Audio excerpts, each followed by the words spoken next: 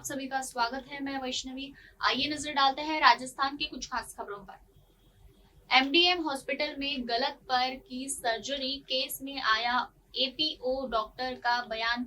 हाल ही में 2 दिन पहले जोधपुर के एमडीएम अस्पताल में एक मामला चर्चा में आया था कि मरीज के जिस पैर में फ्रैक्चर था उसका ऑपरेशन नहीं करके दूसरे पैर का कर दिया था। उसके बाद यूनिट हेड डॉक्टर को एपीओ कर दिया था, लेकिन अब यूनिट हेड डॉक्टर का बयान सामने आया है।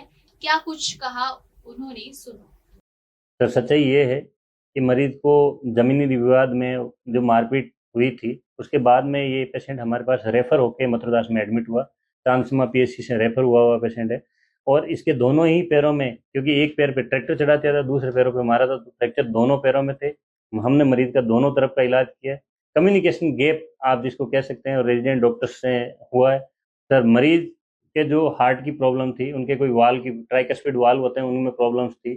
साथ के साथ मरीज का जो हार्ट का इजेक्शन फ्रैक्शन होते हैं, जो हार्ट की पंपिंग कैपेसिटी होती है, वो कम थी।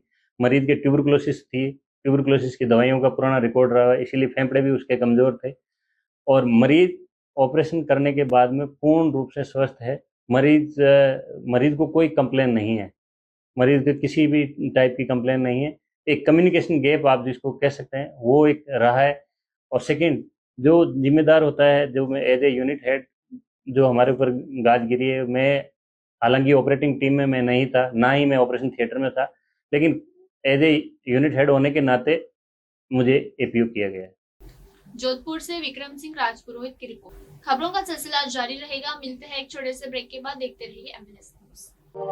आप देख रहे हैं एमएनएस न्यूज।